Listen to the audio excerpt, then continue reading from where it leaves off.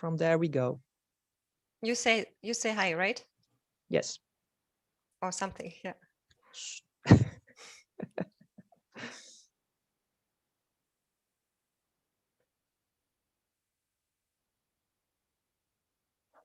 Yes, Stephanie. Good morning, dear audience. We would like to welcome you to the fourth and last webinar of the series on cooperative education. My name is Stefanie Maurus. I work for the DHBW, the Baden-Württemberg State University of Cooperative Education in Ravensburg in Germany, and I will be leading you through the program today.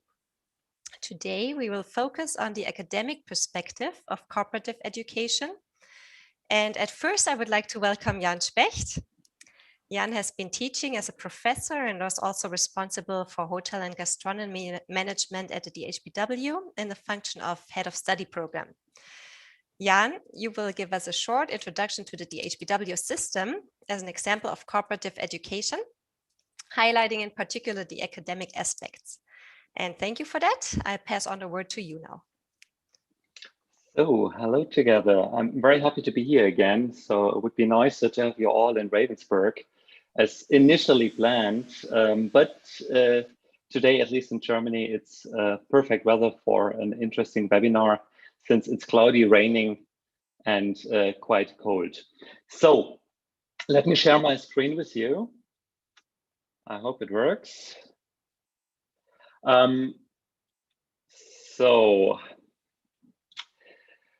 As Steffi said, my part today is to go into the dual setup higher education systems with the example of DHBW in Ravensburg. But since we discussed that quite a lot already beforehand, I will concentrate on possible academic contents and the necessary player in our dual system. So the main goal of any kind of dual study approach is to achieve an integration of theory and practice. And this is, of course, the same for DHBW Ravensburg. And any kind of dual study approach is always working with a continuous alternation between theory and practice. So it's a little bit depending on the system, whether this is a weekly exchange, is a monthly exchange, or as it is done at DHBW Ravensburg with an exchange of 3 or 6 months. How we do it is then depending on the specific needs of our partner companies. Let me show you the example of our study center of tourism and hotel management, where we have 4 specializations: tourism and travel management, destination management, leisure management, and 3 lines of hotel management. And you can see these alternation schedules are quite different depending on the specific industry. So what's happening within the practical and the theoretical phases? I will actually concentrate on the contents of our theory phases, since we had already webinars and discussed the student's perspective, the company's perspective. But I would like to highlight within the practice phases, although it's mainly about working in a company, getting to know the daily life, go from department to department and perform practical tasks. At DHBW Ravensburg, students still also have to do applied research in their company. So every year they have to write a thesis, a paper about a specific problem of the company. Related to that, they have to do research, they have to use academic methodology. And at the university, we are trying to support these yearly projects. So on the other hand, we have the theory phases. In our study Center of Tourism and Hospitality Management, they are mostly 6 months. So it's equally balanced. Students in hotel management, for instance, for 6 months, they are in the company, then 6 months at the university, 6 months again in the company, and so on and so forth. And the contents of the theory phases, they are kind of organized like an onion. So we have different layers, or well, they might also be organized like a house with a foundation, which in our case is business administration. And this foundation, this first layer, is the same for all study programs in the area of economics. So whether you study hotel management, leisure management, but also fair management, trade management, textile management, you would always have the same base of business administration. On the other hand, we have a core, which is related to our specialization, which in this example is hotel management. And this is a direct link to our dual partners, to the partner companies. And the clue in between in our center is tourism and hospitality management, which is the systemic approach, which, well, it contains a series of lectures explaining how the different layers in a tourism system are working together. Well, in addition, we have key qualifications, a couple of lectures which are related to, for instance, social skills like communication, but also examples we will show you later. And then there are some additional subjects which are again related to the specialization. As for instance, in hotel management, we have our own kitchen. So people do culinary research. They have cooking events in the evening, but we also have language courses and other things. All this, of course, is also supporting the practical phases, because it's difficult to manage if you didn't learn anything about business administration. And I think I don't need to explain why social skills are quite important in hotel management. So these are the contents.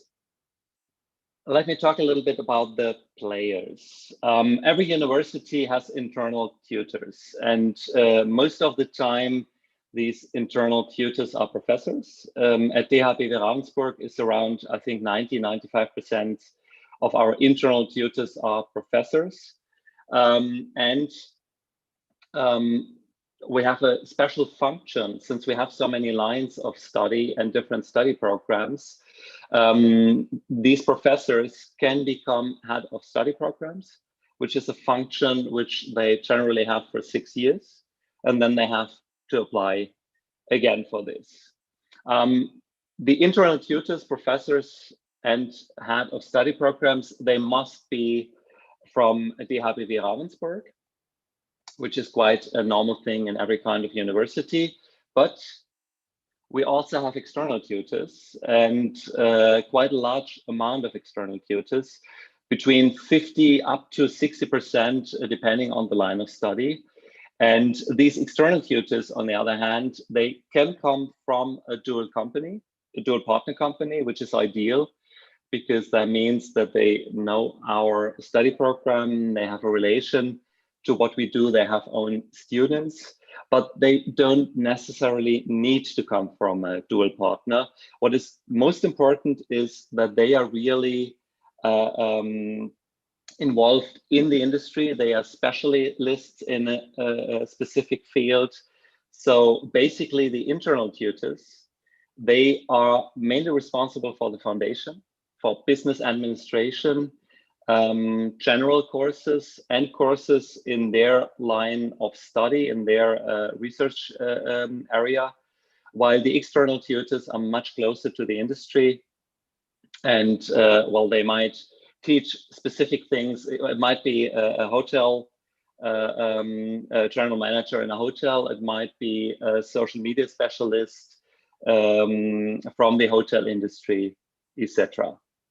So why is this so important for us? And we believe it's important for any kind of dual study systems, because this allows us to really create a practice integrated academic education. So this triad is basically a cornerstone of our study programs. So, well, This was a short introduction to how we do things and who are the players in our systems. And that leads me to, well, the next part of the webinar, where we have 3 representatives of these different roles, which will tell you what they do, how they do it, and of course also why they do it. Thanks a lot for your interest, and I'll see you later. Thank you very much, Jan. Yeah, let's have a closer look at these different roles that you mentioned. And 3 of our tutors are joining us to share some insight on their jobs. So welcome, Stefan Luppold. You are here as a head of study program for the Congress and Event Management. Welcome, Carsten Brehm. You are representing the internal tutors as a professor for economics in our tourism courses. And Volker Fulst, you run and own a booth building business, and you're here in the role of an external tutor for the DHBW. Welcome, all of you. And Stefan, let's start with you maybe. We would like to know, just like Jan said, what you're doing, how you're doing it, and why you're doing it. Could you give us an insight on the challenges, the joys, and also your responsibilities as a head of a study program? Yeah, thanks very much, Stephanie. And hello to all of you. Happy to tell you a little bit about the role of head of a program, of a study program, which would, it's quite time consuming, but I have only a couple of minutes. So in a nutshell, well, we as head of those study programs are like running a small business. So we are in charge of strategic issues as well as plenty of operational issues too. And you could let's say, find a header like stakeholder management, more or less, what we do. And in that case, as well, stakeholder communication.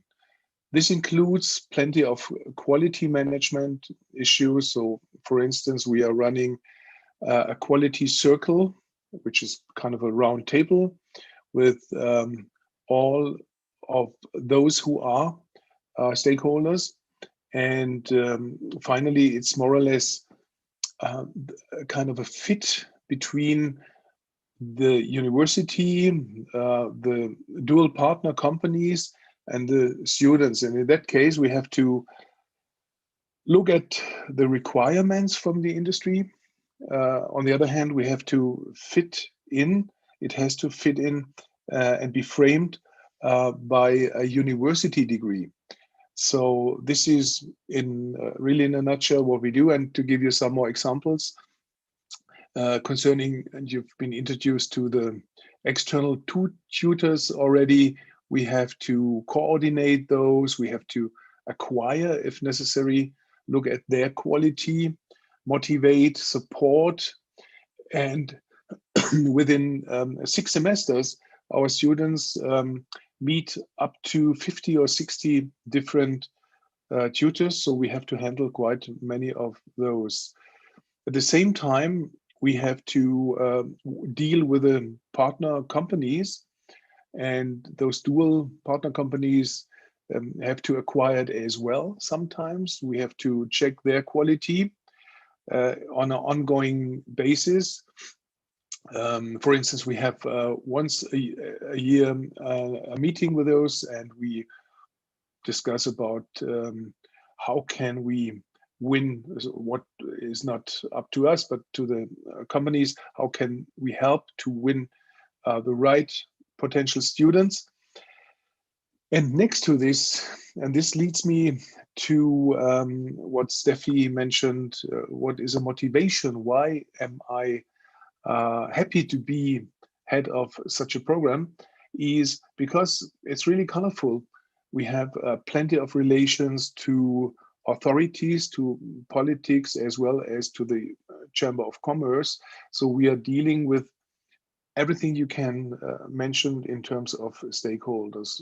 As well, the international partner universities, because what you may already know, our students are able to spend one semester abroad, and so we have to check about the curriculum at those universities, whether it fits to what we teach in the, for example, 5th semester.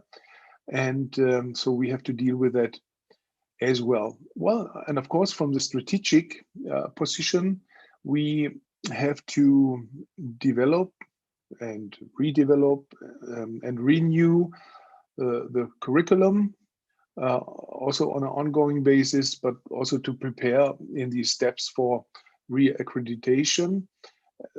That's also one of the issues. And to summarize, plenty to do. I guess it's a 20-pager document that describes the role of a head of a program. But on the other hand, it is really great to bring those stakeholders together and to look at the careers of our alumni. And that's the maybe final stakeholder group. We are in a very close touch with the alumni, and if it works well, we can motivate those to become lecturers later, so tutors for our study program, and probably dual partner companies as well. That's everything I can put into these few minutes, Stephanie. Perfect. You made very good use of your time. Thank you so much, Thanks Stefan. so much. Yeah, I think we have an idea of what your role includes. Carsten, what about you what about the job as a DHBW professor? Can you tell us about your tasks and your your motivation, and also the manner and the way you're doing what you do? Steffi, of course. Hello to you all. Good morning. Steffi, thanks a lot. I'm so glad to be here, and I would like to give you a brief impression of my role as one of the 7 or 8 internal tutors in the tourism department here in Ravensburg. So as you can see, my first job is an academic tutor. So the main task is certainly teaching itself most of the time at the university, or in this time online. A tutor is indeed responsible from the beginning to the end. There's no course textbook, there's no setup structure except the course or the module description, obviously. And so the tutors are in charge from the exact or detailed learning goals all the way down to the module exam. I think the whole process. So in my case, we are talking about lectures on the fields of general business management, governance, and organization. And so the main efforts beside the teaching, I think, lays in the preparation and alternation and updating all the materials, cases, exercises, and so on. There's a lot of things to do. Maybe you have already heard in a other webinar about the very time-intensive study program with a lot of lessons every day and every week. So we as tutors pay a lot of attention to the way of teaching and methodically suitable presentation. That's one of our key success factors. And the second main job is supervision and mentoring of students with their already mentioned cooperative project works, term papers, thesis, and the assessment. Also giving them feedbacks to exercises, case studies, repetition questions, and preparation for the exams. And there's a blurred line to the additional task because we have the opportunities to create our field of activity ourselves, at least in parts. So I offer, for example, a management simulation game and a so-called integration seminar in the 3rd year of studies, like my colleagues Connie and Udo will present in the next part. And on top of all that, we provide, depending on our personal inclination, a support for the head of our study program, as Stefan mentioned before. So how I am doing that, there are 2 perspectives, a content and a personal perspective, I think. I strive for a good structuring of the lecture, time-wise, content-wise, so I can give the students a good orientation and will not lose them. A frequent connection with practical reality of the business sector at first in tourism, but also other industries in order to broaden the horizon of the students. And a third point, give a good mix of front of the class parts and interactive parts with the already mentioned case studies, exercises, and discussions. My personal approach, hard to say, but I think I teach with a lot of passion and with a high expectation toward the students and high expectations towards myself. I apply appropriate pragmatism, I think, if necessary, a respect for the knowledge of the group or an individual. And to sum it up at this point, I continuously try to blend ambitious content with practical relevance and fun. That's not always easy, and it's a little challenging to keep the level high over the time. Last question, and that's a link. Why? To be honest, I've thought about that question for a moment. Why? Actually, there are 4 reasons, I think, besides the relationships to very nice colleagues and so on. It's fun, it's purpose, honor, and freedom. The biggest is fun. Like most of my colleagues, I would like working with young, open-minded people a lot. And the students of tourism study programs are additionally quite nice and very polite in most cases. As far as purpose, it's almost too simple to say that education is one of our most valuable assets. It makes so much sense to help students to develop the analytical, conceptual skills and give them the opportunity to expand these skills for themselves. And this is where I feel I can apply my talent to make really a difference, I think. And as a result, hopefully the positive feedback from the students, especially from the alumni that have started their professional careers already, this touches me and fills me with a little pride and honor. And finally, freedom. The position of a tutor includes a lot of freedom and personal responsibility. Moving within the frame of the course or module descriptions, we are free to create the most beneficial teaching concept we think about. And we can engage in research, and we have also a lot of flexibility in our work organization and lecture planning and issues we are interested in. So I find this freedom very motivating, and I show another example later on. Thank you so far. I'll see you later. Thank you so much, Carsten, for your very personal and extensive insight in the job. That was very enlightening. Volker, as an external tutor, you're coming in from time to time. You can tell us how often, I don't know, to teach our students and share the realities of the business with them, of the real world. So how do you do that, and what is your motivation behind this? So yeah, good morning to all of you. Talking about me in person, as there are lots of external tutors. My role as an external tutor is to create some kind of a bridge between the academic input from the internal tutors and the practical experience I have all day. To answer your question, Stephanie, I'm not in Ravensburg. I'm not based in Ravensburg, so I'm coming in from my lectures for about 400 kilometers, and I have my lectures in blocks for 2 or 3 days in a row. And in my real life, I'm chairing a stand construction company in Germany called Fair Management, which I founded 11 years ago. And I studied in Ravensburg myself 17 years ago. And we as a company also bring in dual students to Ravensburg. So I'm kind of a triple stakeholder in here. My big advantage is as an external tutor that I'm actually working in the exhibition industry, and I'm able to bring in case studies, actual projects, and the best case experiences I just made a few days ago. I can answer questions with examples that really happened, and can bring examples for the input I am giving as well.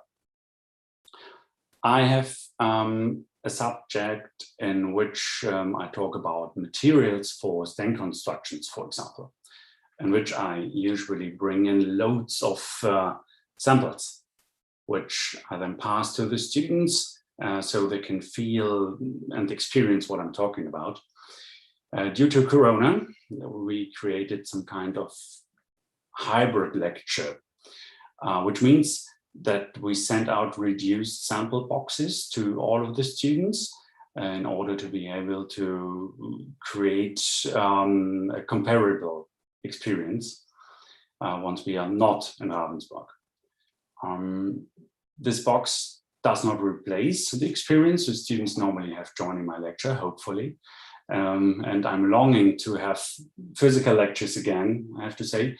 But for the meantime, they definitely are better than trying to explain via video how different kinds of carpeting, for example, are feeling, or what the difference between several types of wood would be. So we're doing our very best to bring practical experiences to the students without having them ourselves at the moment. Me, in person, I am on a first name basis with all of the students, and I'm trying to have more like a dialogue than a monologue from my side. And normally, within breaks or after the lectures, we usually have chats about the event and exhibition economy, and most of the students are more than happy to get some first-hand information from my side.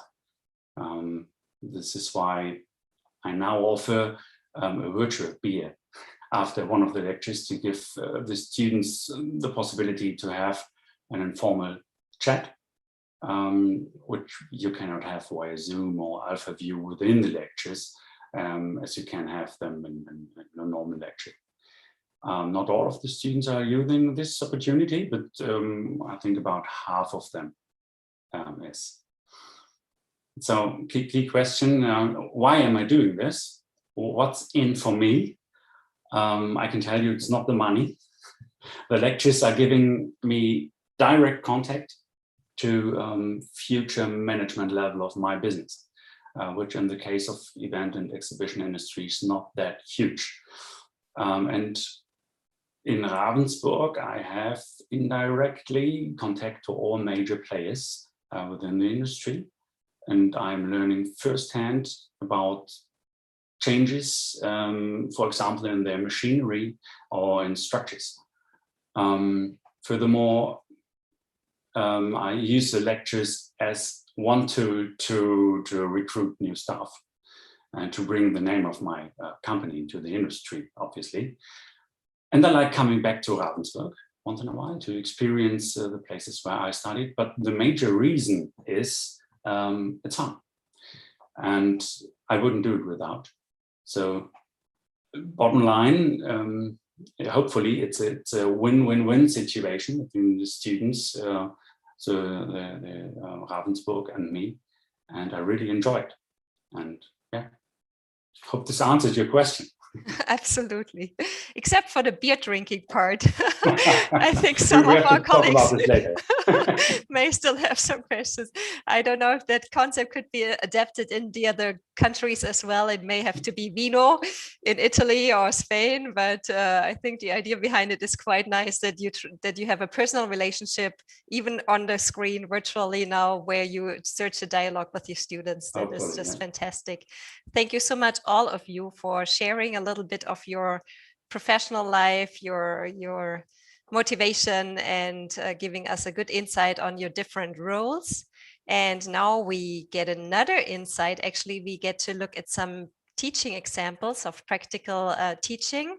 Carsten, you will be the first one introducing the praxis that you use of the simulation games. So thank you very much. You will be joined by Manfred Stadler-Rock, who is is also a professor of economics at our tourism study program. Thank you both for giving us a very practical insight with a presentation that you've prepared, and I'm very curious. And then we'll see 3 more examples of different practical teaching.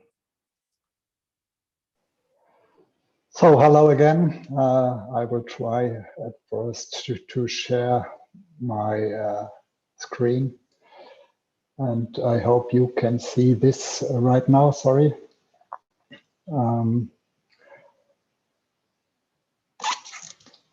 Just a second, please.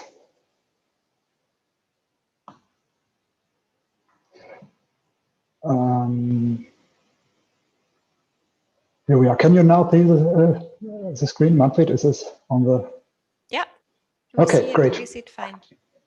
Great. So to start with, Manfred, hello, great to have you here. We have worked over a decade together in the simulation games.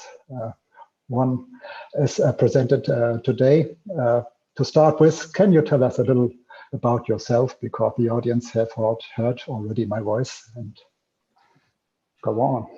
Yes, Carsten, certainly I can. Well, good morning, everyone. My name is Manfred Schertler-Rock, and I am a professor for controllership and business administration with a focus on quantitative methods. In my position as a coordinator for business simulations, I frequently attend conferences and seminars to keep the portfolio in the field of management simulations at the DHBW up to date.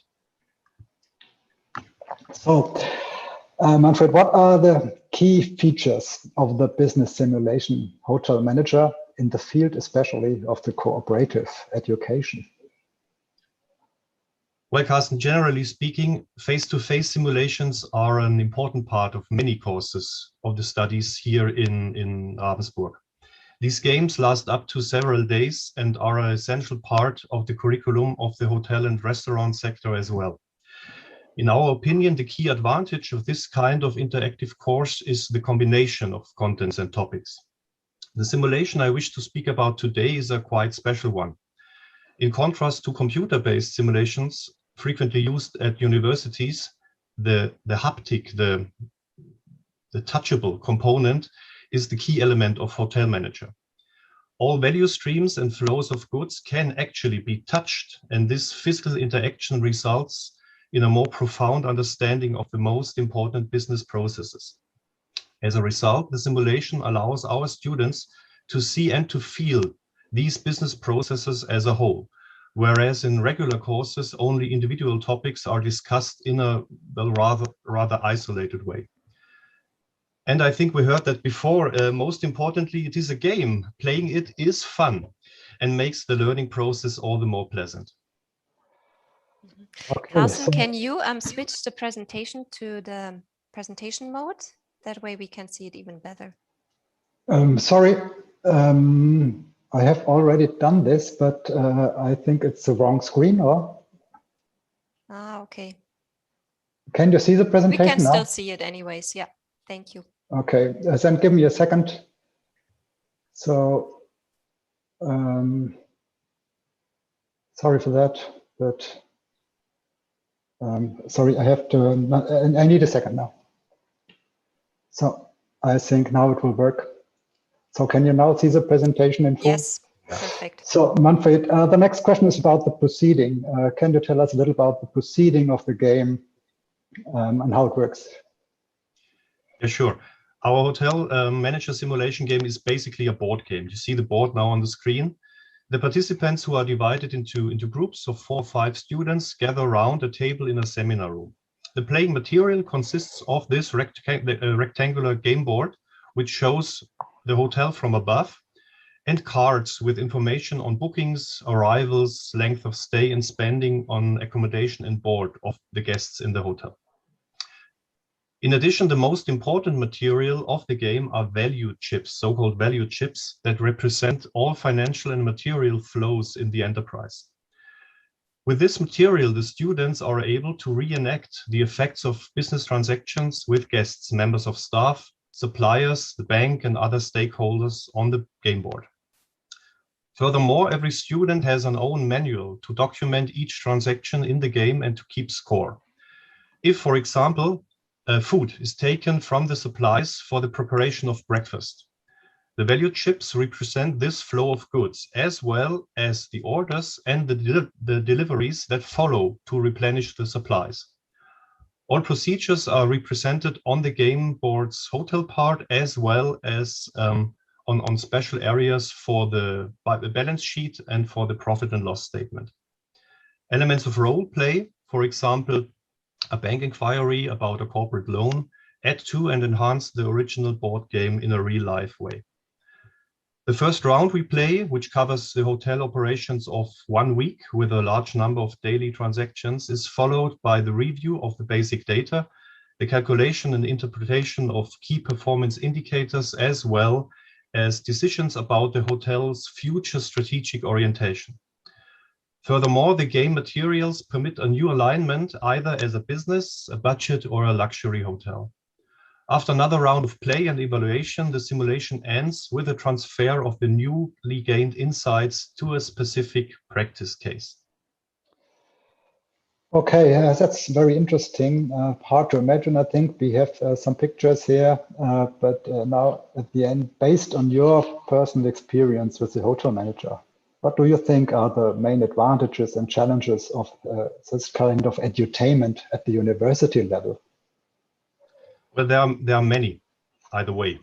So advantages and challenges. The motivation, the team spirit, and the determination of our students fills us with great joy every time we play this simulation. The idea of adding an edutainment approach to the sometimes rather uninspiring matter of say, key performance indicators has proven to be very successful. Our attempts are supported by the participants' feedback. The advantages of this teaching approach are apparent. Apart from the high level of motivation, it enables an immersion in true-to-life learning environments and a whole new level of student involvement. The students do not require any strict guidance or supervision, but they wish to contribute and quickly identify themselves with their own virtual company. Other lecturers tell us that the game improves the connection of contents from bookkeeping, cost accounting, and general business studies. This process is aided by the simplified game scenario. It is a very small hotel, only 7 rooms and a restaurant with, I think, 22 places. In addition, lecturers encourage the development of further skills, especially when it comes to decision making. For example, when the future strategy has to be decided. To sum it up, the enhancement of the curriculum with hands-on teaching approaches, like the example of the described business simulation, but also in role plays or case studies, can develop university teaching to a higher overall level. Besides formal lectures and seminars that are firmly established in the transfer of knowledge, these teaching methods are just great in regard of relevance to practical application, to transfer, and to decision-making skills. Now, I believe my time is already up. I thank you for your time and your attention. Thank you very much. Thank you, Manfred. Great to have some impressions. And I think back to Steffi or the next. Yes.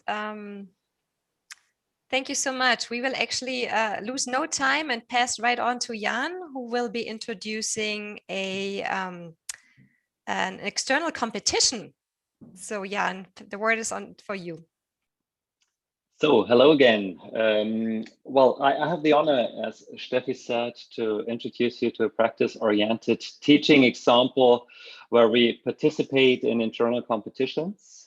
But well, before I tell you more about this, please let me quickly introduce my dear colleague, Marion Ahnemann, who will appear in an instant and show you some pictures of the outcomes of our students.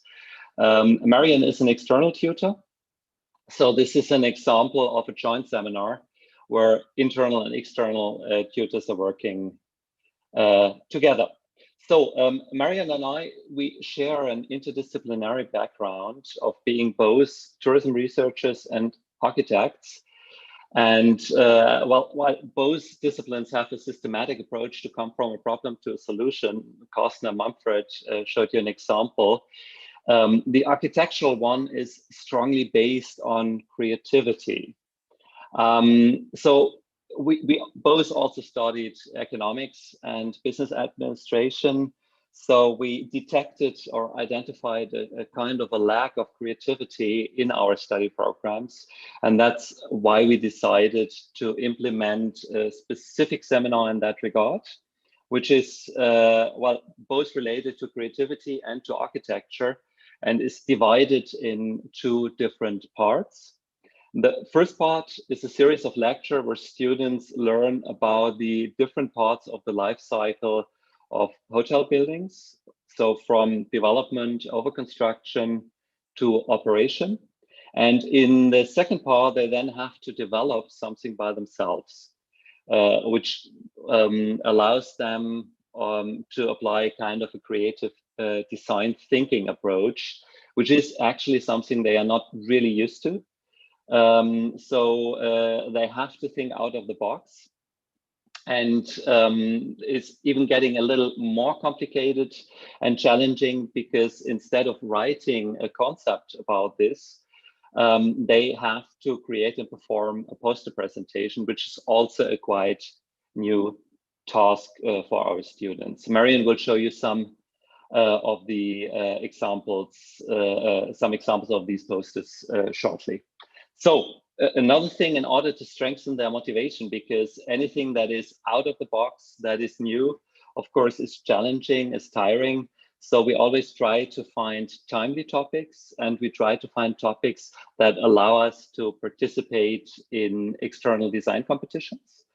2 years ago, this was a specific innovative hotel room for the generation X and Y.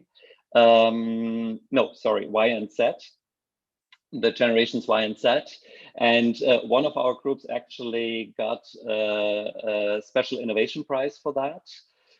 While this year we will participate in a nationwide and interdisciplinary competition with the topic of the post-corona lobby of the future, which is also timely and very interesting.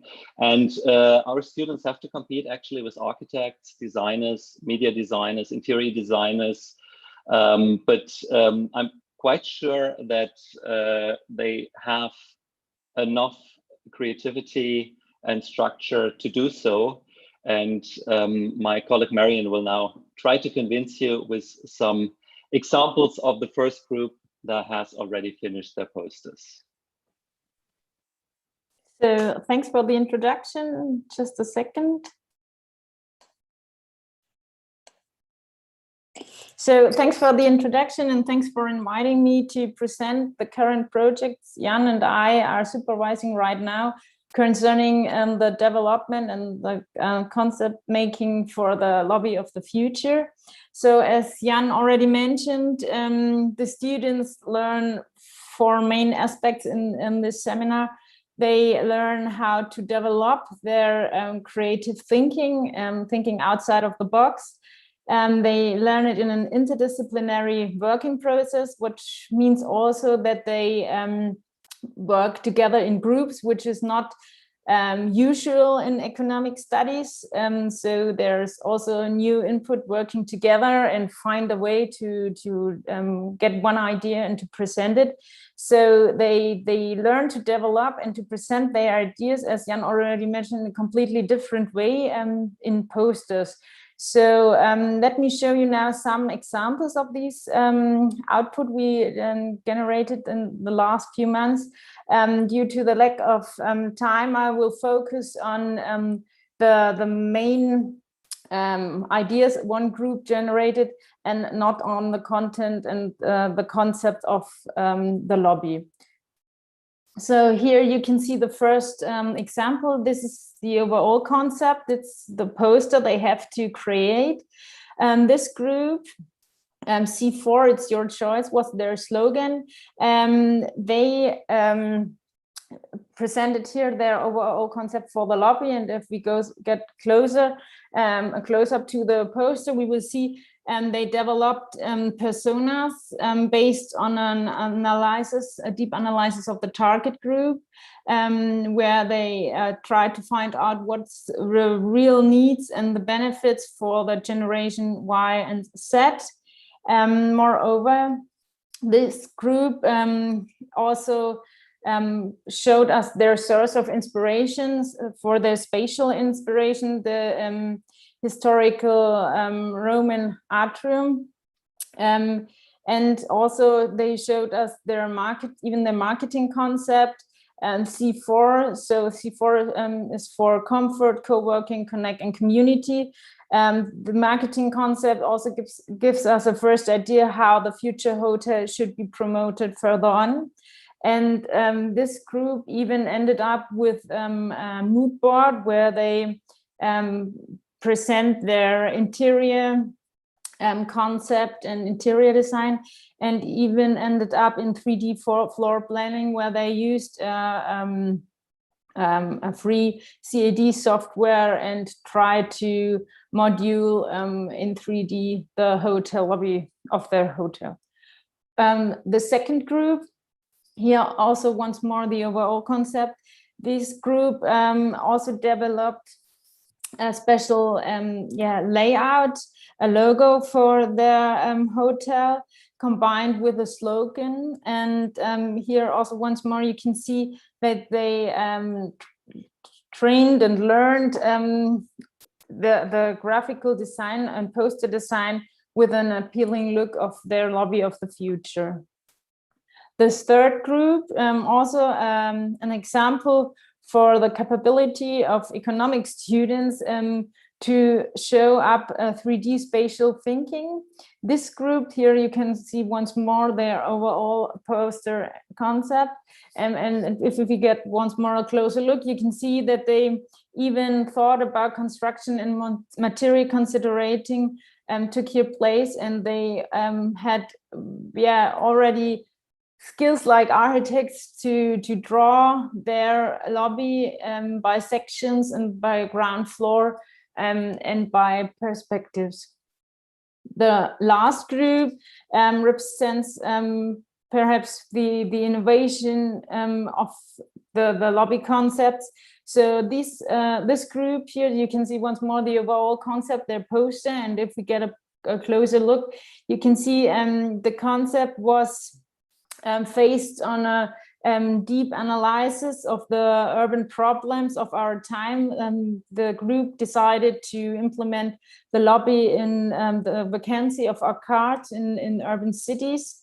So this poster was like a Scrabble, and they showed up their sketching capabilities. Here you can see in these two sketches, but even mood boards were used as an inspiration to the formulation of the interior concept and design.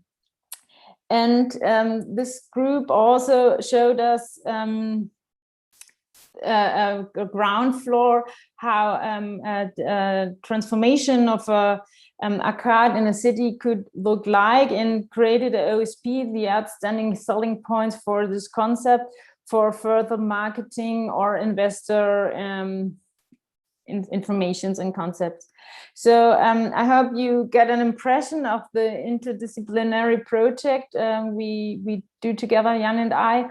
I think the main benefit for the students is that they learn to think a little bit outside the box and get encouraged to use their creative skills, like drawing, like putting mood boards together to present an idea in a completely different way.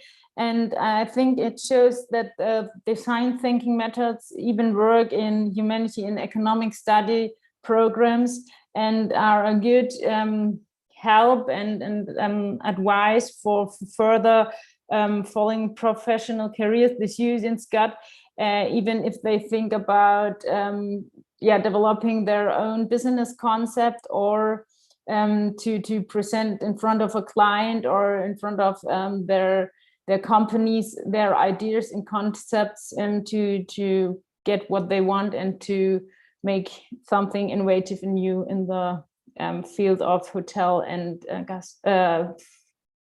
food and beverage management. So thanks for having me. So thank you very much, Mariam.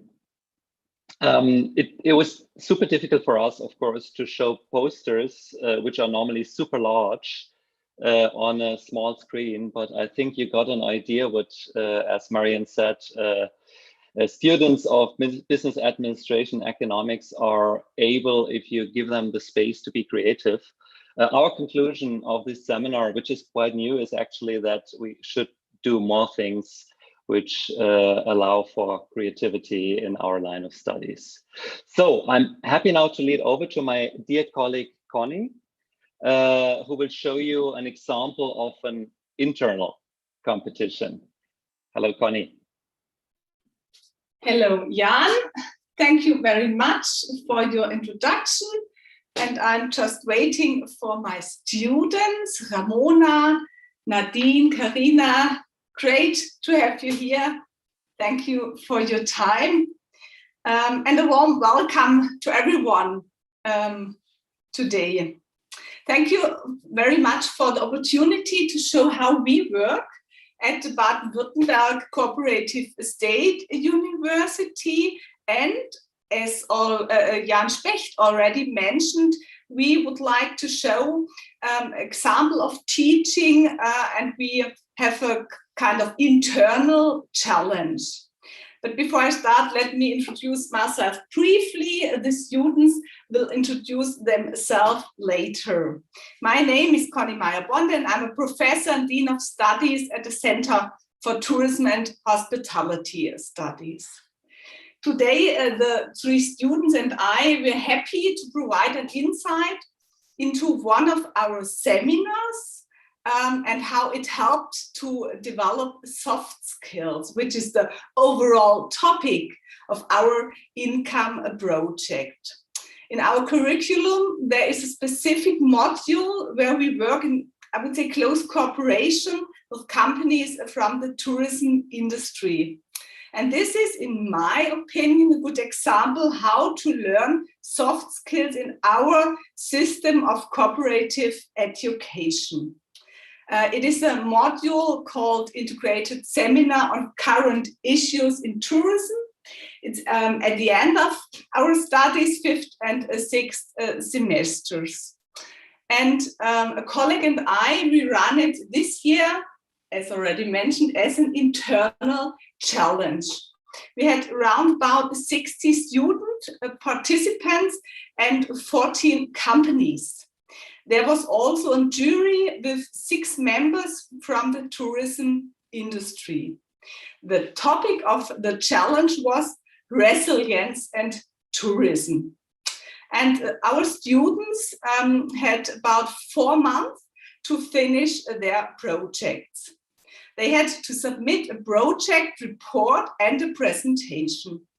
And part of the seminar, and this is, Jan, as well, something a bit creative. They had to produce a project movie clip to visualize their ideas. And we now have the opportunity to see that great movie of this group of students. But stop 1 second, please, Thomas. Partner company was in this project, a hotel in the Black Forest. And before showing the film, I would like to ask Ramona what the movie is about, and could you explain us briefly the aim of your project?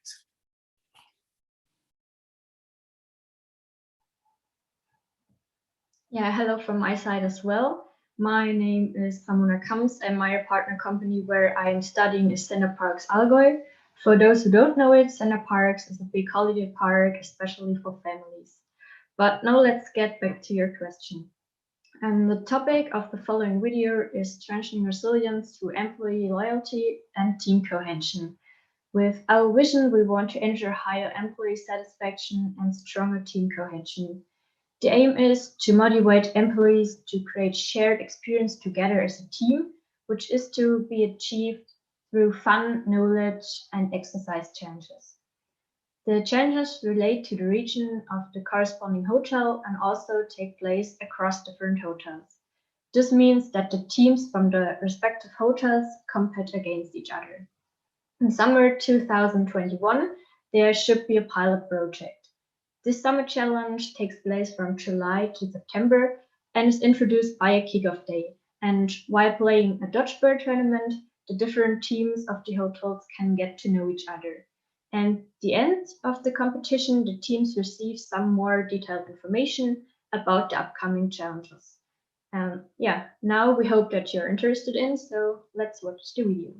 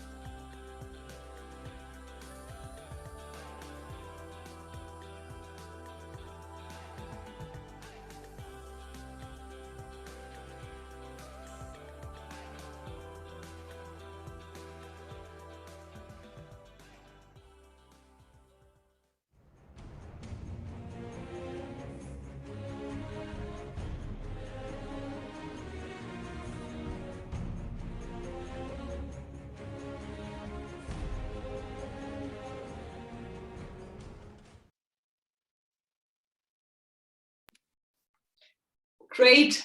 Thank you very much for your video clip. I like the idea of your challenge in our challenge very much, to bring a hotel and the teams in a hotel and some hotels in a whole destination together to create resilience. Great, thank you very much. And I would like to ask you, Nadine, about your experience. The challenge within the framework of our internal challenge was handled by teams. So you are a team. One team member, two team members are not with us today. Could you, Nadine, tell us a bit more about how the collaboration in your group was like? Yes, of course. At first, welcome everybody. My name is Nadine Heyer and I work at the Wellness Hotel Tanne in Thunbach, which is also our partner in this challenge. And it's a 4-star wellness hotel based in Bayersbronn in the beautiful Black Forest. To your question about our group work, I can say at the beginning it was a little bit difficult to communicate in a group of 5 online, but after we got used to the group work online, we could use the time during the meetings in a productive way. As a team, we set common goals, which we have achieved. In general, our group work worked well. This was mainly because everyone knew exactly what they had to do, and we complemented each other perfectly. Thank you very much, Nadine. An important competence to be successful in our seminars was time management. And Karina, maybe could you describe how you dealt with, as a team, that there are various other tasks in your studies, and you certainly sometimes had the feeling to having too little time to proceed your tasks? Yes, so first of all, my name is Karina Müller and I work at the Hotel Weitblick, Allgäu, which is located in Marktoberdorf. This is a 4-star spa and conference hotel. And now to your question, the seminar started, as you all already told, in our 5th semester and ended in the middle of our 6th semester. And this sounds like a long period of time, but for us it was very important because we had a very tight schedule, especially in the 5th semester. For the integrated seminar, we got time slots in our schedule in which we could hold our group meetings, and that was very well regulated. We always met as a whole group to gather ideas and create the concept because we wanted everyone to feel comfortable with it. And so now and then it was not that easy with the appointment finding, but all in all, it worked very well for us. And the fact that all meetings took place online, that saved time and gave us a little more flexibility. In the end, it was still a bit time intensive, but that was more due to us than to the given time.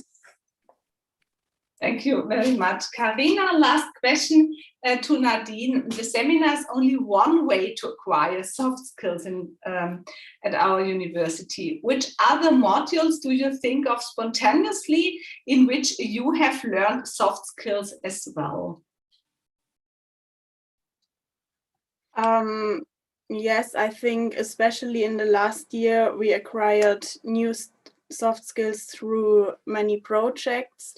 And like Mrs. Arnemann-Mangold and Mr. Specht already talked about projects like the Hotel Lobby of the Future or the second business simulation game with Mr. Brehm.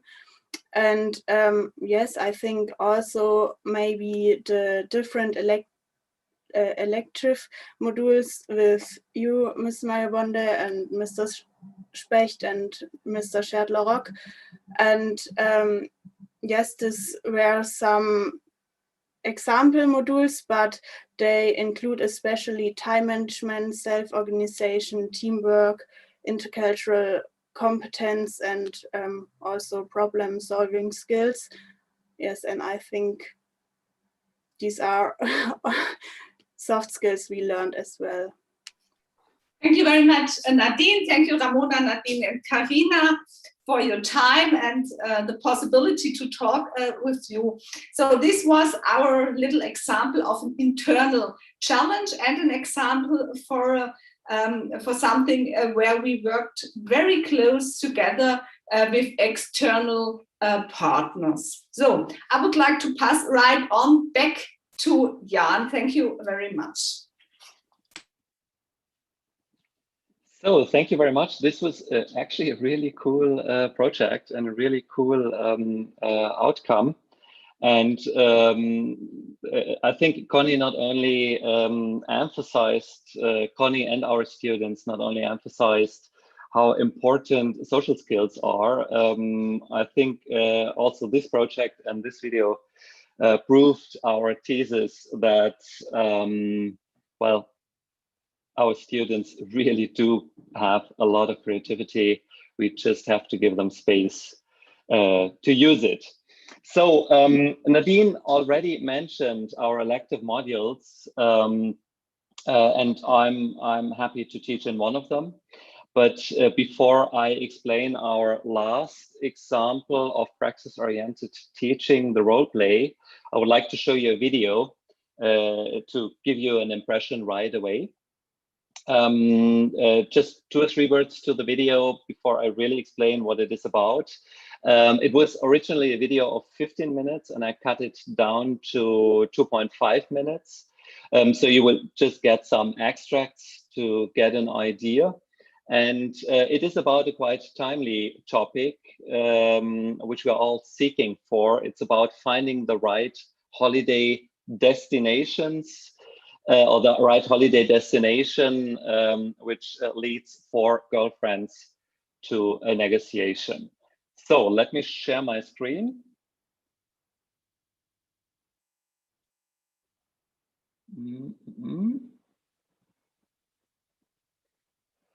Why is the video not shareable? I'm so sorry. Second. I thought it was well prepared. Apparently it's not. Let me try it again.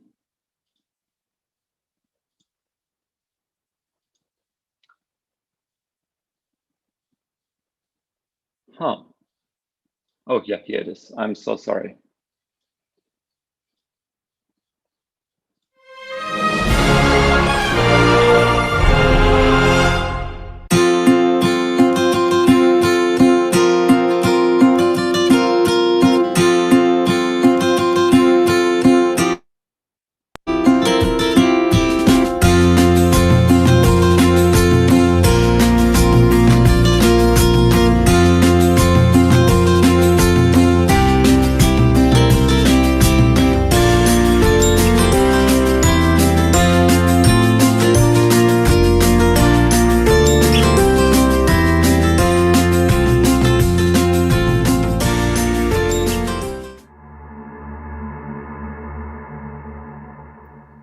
Hi girls, how are you?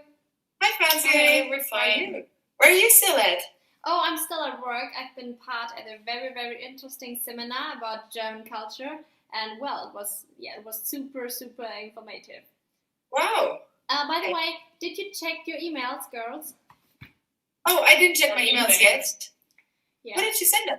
Well, I accepted that, so that's the reason why I printed it out. So you have in front of you the paper. It's all about the information for our vacation trip where we'd like to go. And I organized a super, super interesting trip to Rome. Excuse me, girls. Hi, sorry. Hi.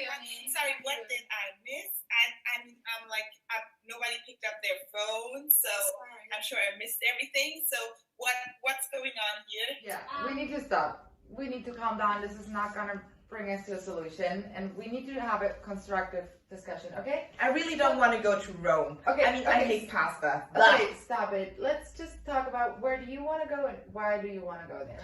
I want to go to Ibiza because Ibiza is amazing. Everybody has been there besides me, so I obviously have to go there, and it's fun, it's party, it's great. I hate pasta. I don't want to go to Rome. I hate Rome. But everybody has also been to Dubai. That's the place to be. Okay, stop. Francie, you go next. Where do you want to go and why do you want to go there? Okay, I'll take that. No offense. Okay. Well, if you want some vegan food, just let me know.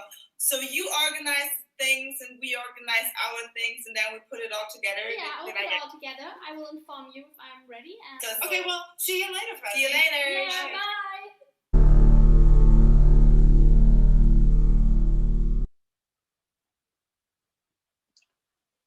So, well, this video is actually part of an examination in the elective course of intercultural management. And one topic of our series of lectures there is about intercultural negotiation. So based on the Harvard negotiation model, we teach our students how to negotiate in an intercultural context.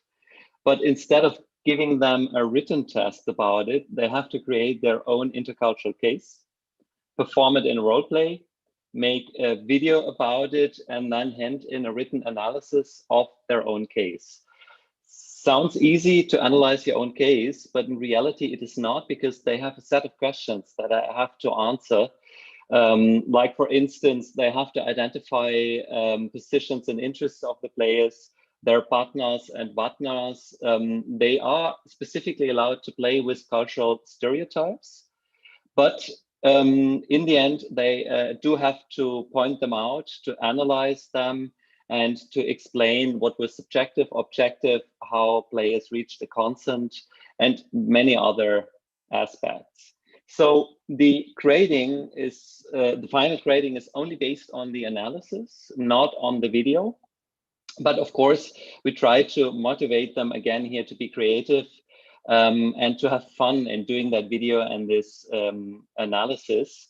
To give you a better impression, I will show you a second video. It's only 2 minutes, but it's also quite suitable in times of Corona, where everybody has to spend so much time at home, because it is about conflict, an intercultural conflict between neighbors. And once again, it was a video of 15 minutes where which I cut down to 2 minutes. So enjoy it and have fun, in case I manage to share my screen a little better this time. No? Sorry, I don't manage to share it better. That was the wrong video.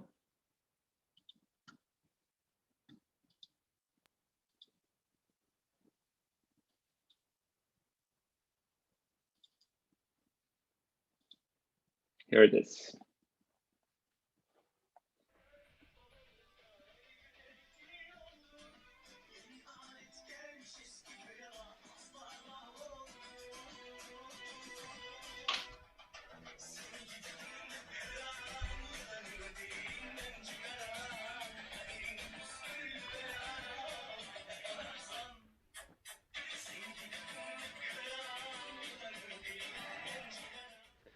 Ali!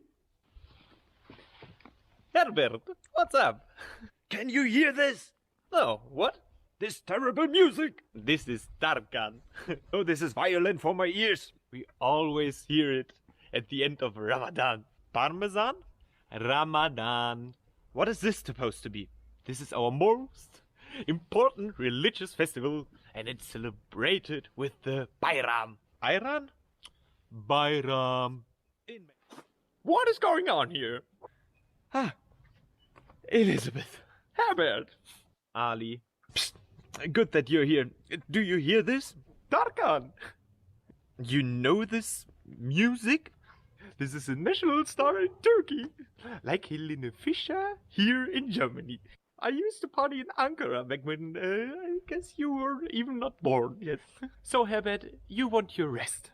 Yes, please. Okay. And you, Ali? I want to celebrate Bayram with my family. A celebration of community, right? Right. Family, friendship, community, love.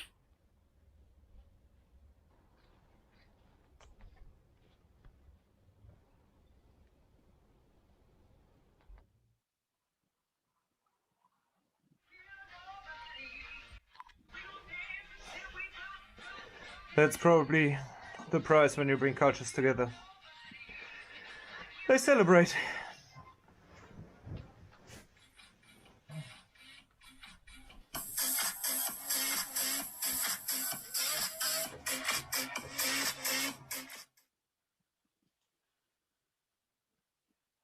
So that leads me from Corona adequate parties with only two persons to our next point. I hope you got an impression of different practice-oriented teaching ideas and seminars we try with our students. And I'm very happy now to lead over to the panel discussion and back to Steffi. Thank you so much. Thank you, all of you, very much for the interesting examples of practice-oriented teaching that you shared. That was just fun to watch and also inspiring, I think, for many of our audience watchers. We are now coming to the last part of the webinar. Jan just mentioned, we will have a panel discussion. So far, we've only given you some insights from our cooperative education in Ravensburg, but many of our colleagues in 5 other European countries have also integrated practice-oriented teaching in their study programs in the course of the Income Project. So let's hear about their experiences. I would like to introduce Thomas Schieber. He is the Director of International Affairs at the DHBW, and he will be interviewing and introducing our partners. Thomas, welcome. Thank you very much, Stephanie. Welcome to the auditorium, and I want to ask the 5 partners, the 5 lecturers to show up all together. Would be a nicer view, perhaps for a screenshot. There we go. Okay, missing Joachim, but perhaps he will show up later, hopefully. Here he comes. Welcome, Joachim. Okay, so thank you very much for joining us. So it's lecturers, professors from each partner university within the Income Project. I am going to introduce you personally within the first question. So going through the row and starting with Ludwig Branic. Ludwig is a full-time professor, a lecturer at the University of Split.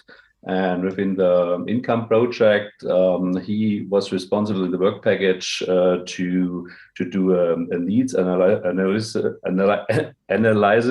of soft skills. That was right at the beginning because we wanted to know which soft skills are the most relevant for the tourism industry, for the whole branch. And in that way, we found out that it's not enough just to find out the most needed soft skills. We sorted out the problem that if tutors, in-company tutors, should educate the students in the company with the soft skills, they should have a support how to do that. And so we developed an app with methodical and didactical tools and knowledge to assist these lecturers, these in-company tutors as well, how to educate the students with this knowledge. So the question to Ludwig is, did you get any feedback from in-company tutors, how they could use these tools and these methods and these didactical knowledge? How was that? Well, first, thank you, Thomas. First of all, hello to everyone from Croatia, where it's very sunny at the moment, at least down south on the coast here, as you can see in the background too. So, Thomas, to get back to your question, the tourism app that we all developed with the leadership of DHBW. Our business partners, in particular, we had 3 hoteliers and 2 travel agencies of different sizes. We had 2 larger hotels, parts of large international chains, and 2 different travel agencies. One is specialized. One is a more generic travel agency, whereas the other one serves the high-end market, typically in North America. So in that respect, their reactions to the tourism app had some similarities and also some differences. They were similar in a sense that the tourism app provided the structure, provided the much, I guess, needed structure that they can use, that can serve as a checkpoint in whenever they try to devise some ways of teaching our students in the field. Now, the differences among them are the larger hotels that are parts of large international chains. They're very methodical in their approaches already. It's part of their DNA, so to speak. So they found the tourism app closer to what they already do, whereas the smaller hotel and two smaller small travel agencies. It looks like it looked like something new that they never encountered before, but like I said, all of them found it helpful to a degree.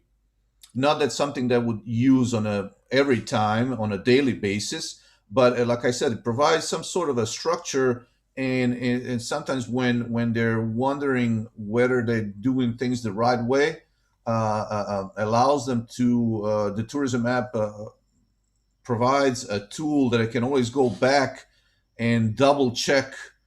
Are they proceeding in the right direction? Okay, very interesting. Thank you very much, Ludwig. Especially interesting because I think we discussed it that way, that it should be a bit a tool, especially for people to double check, to get confirmed in the way what they want to do or what they are doing, because we discussed it that way, that the app alone might not be the complete tool to educate, to train and to coach the in-company tutors in pedagogical things at all. So an additional question, are they coming back to you to get support by professional teachers to ask for some more support, how to educate the students when they are in company? Let me see if I understood your question correctly. Are they coming back to us, the teachers? To get a direct support from your side, not using the app, if they still ask for support to get trained, to get coached, to be a better lecturer. That's a very difficult question to answer. We are in communication continuously. I don't know. I will have to think about that one. How to answer that question? Are they coming back to us? Not necessarily. Like I said, typically they want to know. Well, like I said, the bigger hotels, the larger hotels, they're very methodical and they have proven ways of doing things. Mm-hmm. So they're less likely to come back to us. It seems like there are more things that that we can learn from them in that respect. Okay, so but again, the tourism app provides not only the tourism app but our ongoing collaboration is very helpful in that respect. That it tourism app sort of maybe pushed us more in that direction, that we need more structure in our collaboration. I hope that I've answered your question. Of course, thanks. That's exactly the content of the question. So if it pushed the communication in between the learning trio, how to even to discuss the challenge to teach, to educate on a practical oriented way, then I think then we finally did a good job offering this app not as the one at all solution, but more as a support, or even to encourage people to discuss what is in there. Yeah, and that was your answer. So I'm quite fine with that. Thanks a lot. Coming to Andrea Pozzi from University of Bergamo. He is a lecturer, professor at university, I think still in your PhD program, as I just learned, not in Italy, on the islands of Baleares, so in the university in Mallorca, which is a partner university of DHW as well. So therefore I saw that point, so quite interesting. Yeah. As I took out of former feedback within discussion rounds and so on, and from your side at University of Bergamo, you were still teaching quite in classic teaching methods like frontal teaching and so on. And as we have learned from the presentations now from the colleagues, there are much more alternative options of practical oriented teaching. How did you manage this challenge at your university from the beginning of the project to perhaps to this moment? Thank you, Thomas. Hello to everyone. Thank you for your question. Yes, as you said, as I presented in a previous meeting, our university and also our master degree course in tourism is still teaching with classical methods. We have, of course, specific courses such as workshop where students are more practically involved, but mainly all professors tend to use because they are more comfortable with, and also our students are more comfortable with frontal teaching. And as you said, this is one challenge for us in this project. How find a balance between traditional teaching and new option, more practically oriented. So what we did at the beginning is to make our professor aware about your model, your way of teaching, the app, and discuss with them on how to create the balance. So we decided according to each courses, because some are more practical because they are about English language for tourism. So people and students are more involved in talking, discussing in language, while others are more traditional. So we try to find a balance in each courses and try to add, for example, specific assignment with group works, with presentation, also invite businesses during the lesson as to show them how practical is the work they do all days. But of course, this was our preliminary idea. Unfortunately, the pandemic event has happened in every country, in every university, changed our plans. We started with the pilot test slightly later, and when we did the lessons in March 2020, we moved entirely online, and it was very difficult to have a relationship with students because they were online. Some had problems with connection, of course, because they are not all living in Lombardy region where University of Bergamo is, but they also come from foreign countries.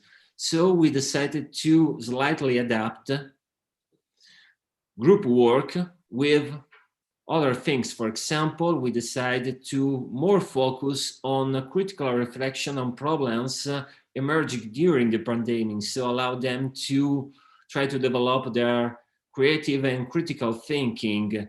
Sometimes we created a working group, and we had, for example, Microsoft Teams that allow to create virtual rooms, and they can, of course, work together, but it was very difficult. And I hope, of course, that in next month we will come back in traditional ways in the physical presence here at the university, and we can start again with our first hypothesis.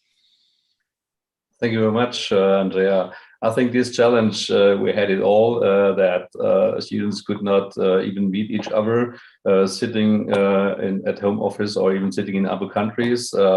And as a lecturer, you even couldn't see where they are sitting. But do you think, how do you think the students even align themselves with these conditions, and not let's say not striking against new procedures, new ways of teaching? So pandemic might even have been a bit of a chance going for new teaching ways. Yeah, I can say that our students really appreciated the new way of teaching, because especially Italian students, because they are not used with these methods.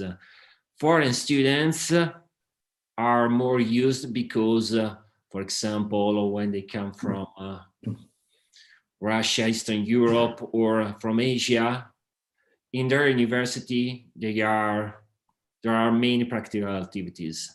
So our students really appreciate the new way of doing lesson. They like to work together or also to work individually, but try to do presentation. Also to work together and be responsible of him, herself, and the entire group to manage who speak during the presentation, also be online, what to tell, be very precise with timing, also try to collect materials, be reflective on critical changes, not only to gain knowledge about what is the tourism sector, but also try to participate and try to give their opinion about what they learn. That's a good topic. I come back to this topic later on in another question, another review. But like mentioned, it sounds really interesting. So like here a bit, sometimes the pandemic situation even might have brought up some chances to bring these changes. One example here is since 3 or 4 years, a colleague tries to introduce lectures to Moodle, and nobody did really use it. And now with the pandemic, everybody has to. And finally, meanwhile, it's the most normal thing, yeah. And everybody has to take it as it is. And oops, it works. And everybody said, "No, that will not work. We don't know how to do." So it really looks like even having got a chance about that. Yeah. With us is John Ebier. I hope I pronounced it the right way, John. Okay, perfect. Yeah. So John is a professor at Malta University, and you have taught students who participated in the Income Pilot project. And you might have taught them before the students did their practical experience with the partner companies, as well as when they were back on campus. Yeah? So could you see, reflecting the habits of students, could you see any difference in the students' way of studying, in their way of having questions or reflecting what you try to teach them? Yes. Good morning to all. Thank you for this webinar and congratulations to the presentations.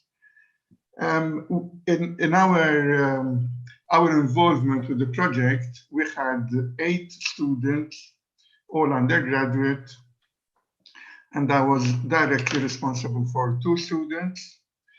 The thing that I observed most was that the benefit that the student derives from that practical work is dependent in part on the aptitude of the student himself or herself.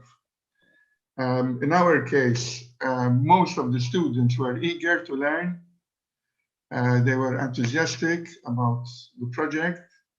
And in fact, they did benefit a lot from the project.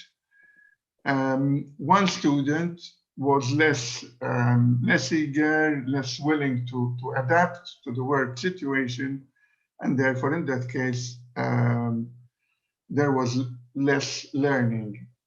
And I think this student aptitude to learn is relevant not only in practice, in practical work, but also in the lecture room.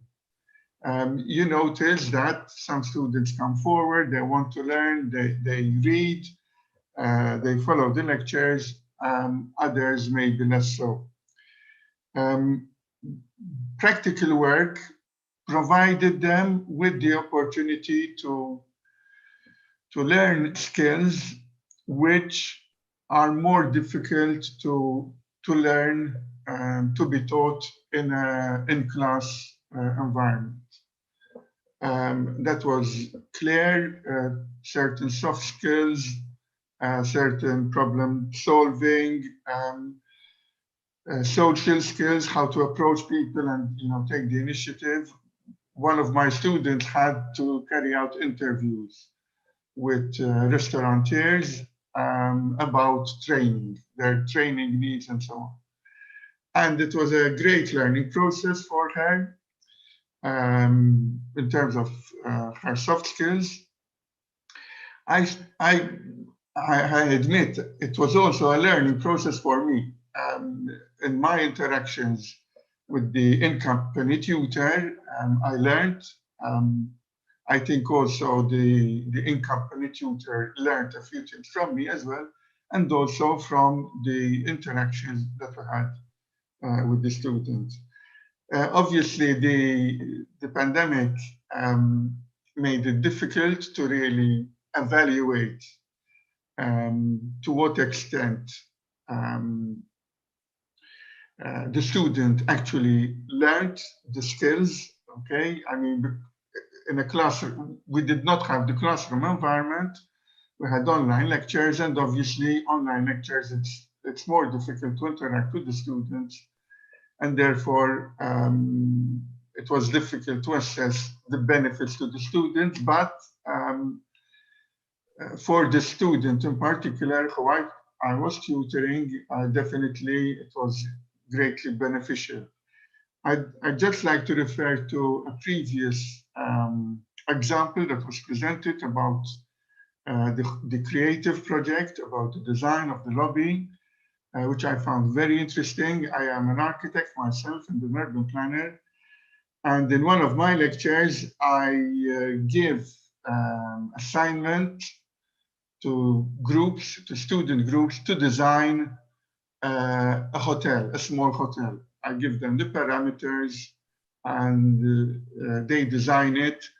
And they also explain in written form, more than actually drawing.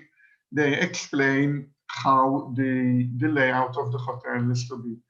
And it is a project that they love doing because it's not easy to create projects which bring out the creativity of students. And when I give them this particular assignment, they really love it, even if initially they find it a bit problematic. To conclude, just, there was a previous comment about online lecturing and the difficulties that COVID created. In-person lecturing is definitely much better than online, even if online does have certain advantages. One useful one situation where I found online better is tutoring of dissertations, one-to-one meetings, because we could meet more often and without formally setting appointments 1 week or 10 days ahead. I found it very useful to actually even develop a bit of informality with the student one-to-one, doing it online. But developing informality and developing interactivity, one to a group of people of 25, 30 people, that is obviously much more difficult. Thank you very much, John. Good to hear that there is an impact out of the practical experience when they come back on campus.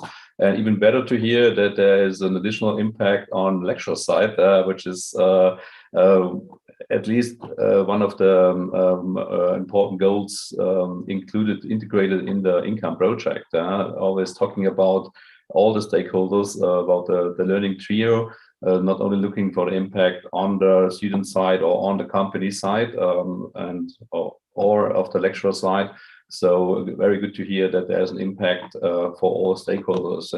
Just as a detailed question, though, then you might have had that before, but did you get in one time or perhaps in several times any input from a student, just crying that what you are teaching does not fit with the experience they had in a company. So really, perhaps what in a traditional university you might not have. Just crying, say, hey, John, what you are talking, what you are teaching to us is different to that what is asked and requested in the industry. Did you have an example like that? No, offhand, no. I wouldn't say I had that kind of example. I think both are important. In work practice is important, but so is academic teaching. You could have different concepts or different ideas developing in an academic environment, different maybe from a work environment. But then it's up to the student to actually analyze, assess, and decide what is, what is more direct, more practical, more effective. Just one last thing: there are different topics, okay? And if we compare, for example, with tourism policy planning, okay, it is very different from teaching hospitality management. So in the case of hospitality management, it is evident that a lot of practice, work practice, is beneficial. But in policy, tourism policy, okay, maybe the academic aspect will take more weight than possibly practical experience. So we need to keep in mind that there are different topics as well. Thank you very much for that. But then, therefore, it's much more important that we develop the model, not having the academic part on the one hand, and then the practical part on the other hand, and perhaps only one part first, and then the second part then. That we are going to develop models having always these changing situations. That might be the biggest impact then, and may confirm what you just answered on the question. Thank you very much, John. I saw before that you work as an architect as well, so therefore I'm sure I'm going to link you with Jan, especially because you mentioned that you are running teaching seminars or projects a bit the same way, like Jan is doing that in Ravensburg. So I think here, I was sure that he was listening quite in detail about these facts, and I know that he would like to come back to Malta as soon as possible. Out of our experience we had in when was that, in 2019 already? Yeah. Coming to Paolo Carranza is a professor at in Viana do Castelo at the Institute of Polytechnic in Viana do Castelo, north of Portugal. This university is the coordinating university in the Income project. So Paolo, out of my own experience over the last few years being or joining the Income project, so Income university partners, they more or less may have had to change their self-conception about the academic role within a more cooperative higher education model. Considering the interests and demands of all stakeholders within the learning trio. So regarding traditional academic structures at a university, perhaps especially at university, where do you see the biggest challenges for changes in this part, in this academic staff part, like influencing executive boards, administration, accreditation things, and so on? Okay, thank you very much. A warm good morning to you all, Thomas, Andrea, Ludwig, John, and obviously also Joaquin. Well, we need to say that we are changing all, just not by pandemics, but before.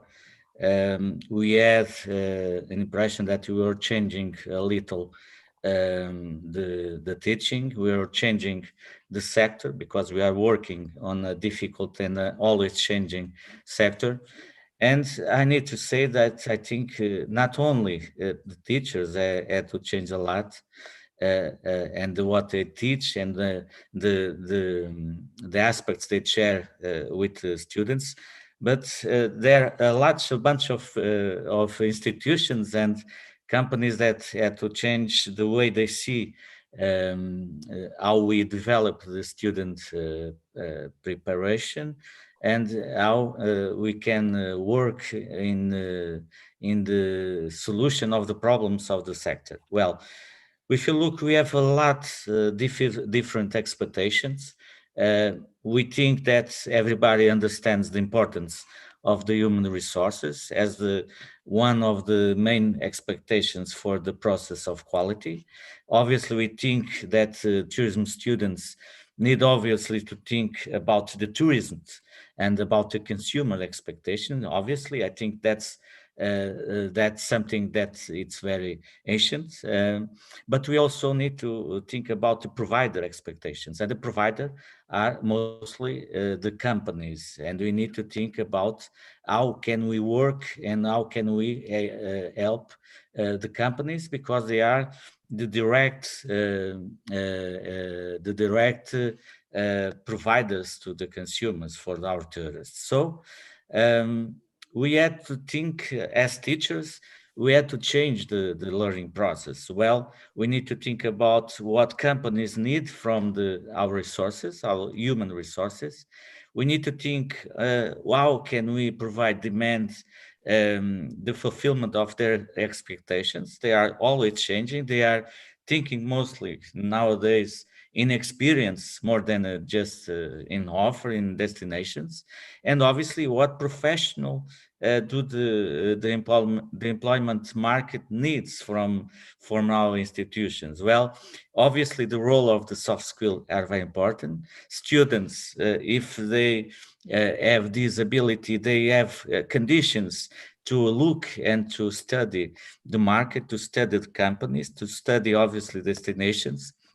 And I think they are more prepared to go to work, to learn more, and to develop their skills, even inside the professional environment, inside the companies. And I think we have a lot to do, obviously, but we are also working, I think, very well regarding these new ideas. But obviously, not only teachers, because we can update the skills that we are sharing with the students, building the new professionals for the sector, but also we can work harder with the company expectations. We can go where the companies are. We can go to webinars. We can go to webinars of the main companies in the various typologies of companies in tourism sector, and we can also help students to build a relationship with companies.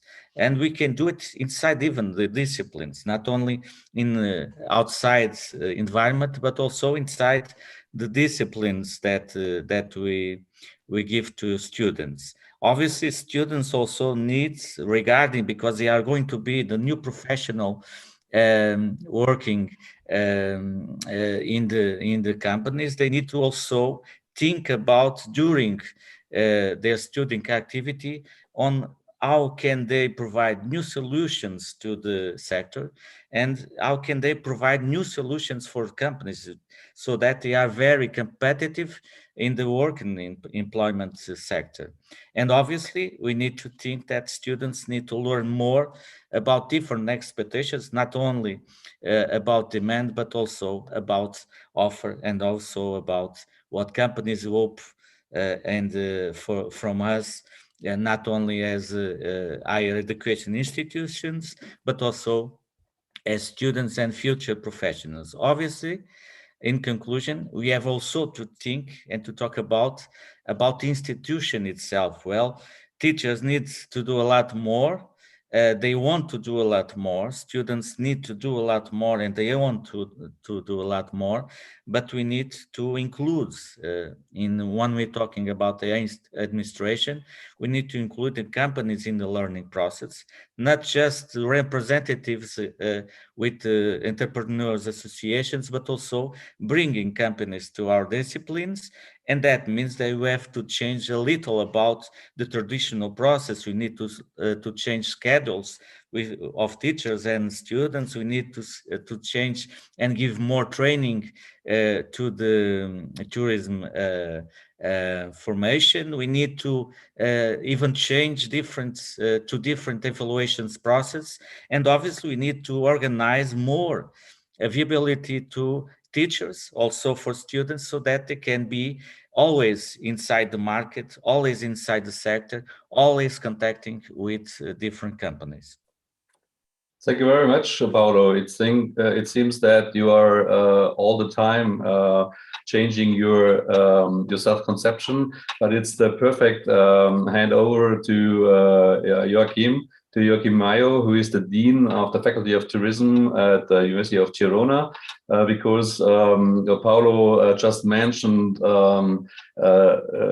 different roles. We're talking about roles, as we just heard from the colleagues, from the DHBW colleagues, in our case, really defined roles. So we are talking about new structures as well, Joachim. How do you discuss the need to implement more practical-oriented contents, but how to offer the structures from the leadership, from the university side, to make that happen? First of all, getting from Spain, in general now is very sunny and ready for welcome everybody.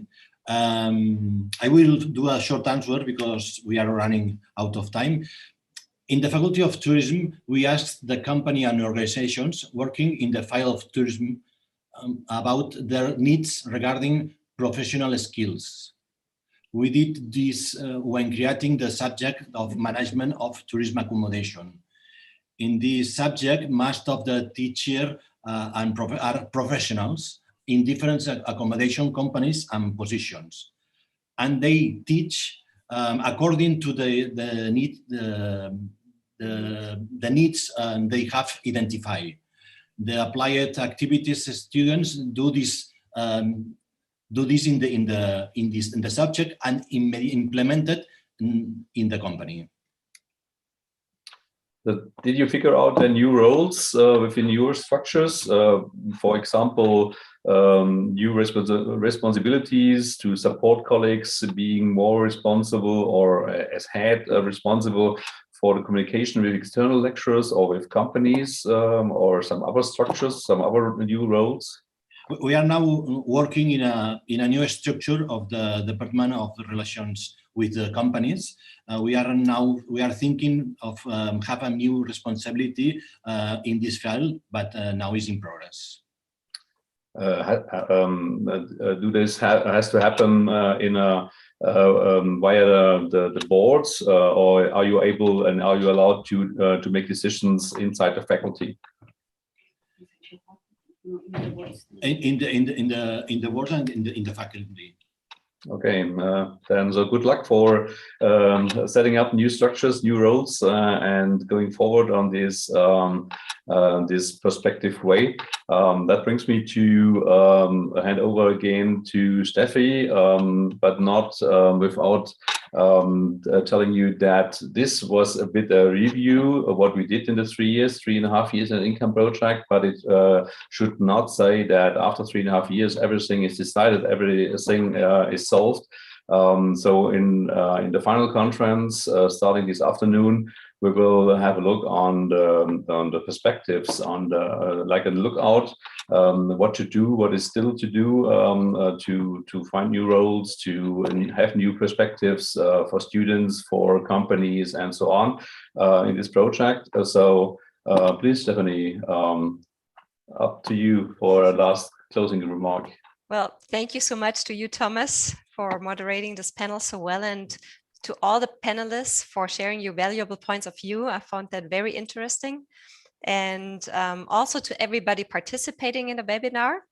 It's actually good, like Thomas said, that we left some questions open as we have the final conference of the project starting this afternoon, where we will have an outlook on the future of cooperative education and discuss more on where this is supposed to go. And if you have not registered yet, go to the Income Tourism Project website and do so. You will then receive an access link to attend. So see you all at the opening session at 2:30 p.m.